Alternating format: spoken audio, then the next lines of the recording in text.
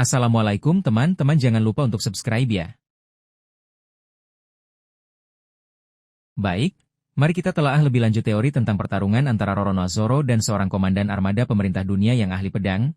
Dalam konteks konfrontasi skala besar, konteks perang melawan pemerintah dunia, perang besar melawan pemerintah dunia diperkirakan akan melibatkan berbagai tingkatan kekuatan, mulai dari angkatan laut biasa, agen rahasia, hingga individu-individu dengan kekuatan luar biasa seperti Admiral dan mungkin Gorosei serta Ksatria Suci.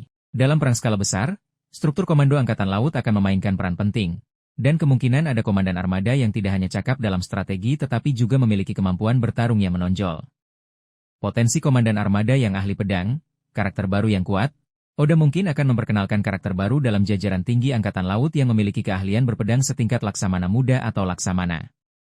Kehadiran komandan seperti ini akan menambah lapisan tantangan bagi Zoro. Laksamana Muda atau Laksamana yang tersembunyi kemampuannya. Beberapa Laksamana Muda atau bahkan Laksamana yang sudah diperkenalkan mungkin memiliki latar belakang atau kemampuan berpedang yang belum sepenuhnya dieksplorasi. Perang melawan pemerintah dunia bisa menjadi kesempatan untuk mengungkap aspek ini. Mantan Shichibukai yang bergabung kembali dengan pemerintah. Meskipun sebagian besar Shichibukai menjadi musuh pemerintah dunia, ada kemungkinan beberapa di antaranya, jika masih hidup, akan bergabung kembali atau bekerja sama dengan mereka dalam situasi perang, dan salah satunya mungkin seorang ahli pedang yang tangguh. Skenario pertarungan. Pertempuran di garis depan, dalam invasi ke Maria Joyce atau pertempuran laut yang besar, Zoro sebagai salah satu petarung terkuat kru topi jerami kemungkinan akan berada di garis depan dan berhadapan dengan perwira tinggi musuh, termasuk komandan armada yang ahli pedang.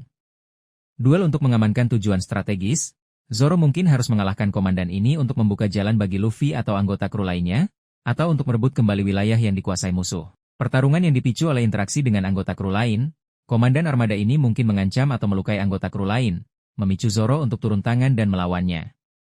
Konfrontasi di kapal perang, pertarungan bisa terjadi di atas kapal perang yang bergerak, menguji kemampuan Zoro dalam kondisi yang tidak stabil dan melawan musuh yang memimpin sejumlah besar pasukan. Signifikansi pertarungan menunjukkan level kekuatan Zoro. Pertarungan melawan perwira tinggi angkatan laut yang ahli pedang akan menjadi indikator seberapa jauh Zoro telah berkembang dan kemampuannya dalam menghadapi otoritas militer tertinggi dunia. Tantangan yang berbeda. Berbeda dengan pertarungan melawan bajak laut, melawan seorang komandan angkatan laut mungkin melibatkan taktik militer dan disiplin yang berbeda, memaksa Zoro untuk beradaptasi. Implikasi strategis. Mengalahkan komandan armada musuh bisa memiliki dampak signifikan pada jalannya pertempuran secara keseluruhan, melemahkan komando dan moral pasukan musuh. Langkah menuju tujuan. Setiap lawan kuat yang dikalahkan Zoro membawanya semakin dekat dengan tujuannya untuk menjadi pendekar pedang terkuat di dunia. Kesimpulan teori. Pertarungan antara Zoro dan seorang komandan armada pemerintah dunia yang ahli pedang adalah skenario yang masuk akal dalam konteks perang besar melawan pemerintah dunia. Ini akan menjadi ujian yang menarik bagi Zoro, menantangnya dengan kemampuan berpedang yang tinggi yang dipadukan dengan otoritas dan tanggung jawab seorang perwira militer. Kemenangan Zoro dalam pertarungan ini akan menjadi pencapaian penting dan berkontribusi pada kemenangan aliansi Luffy.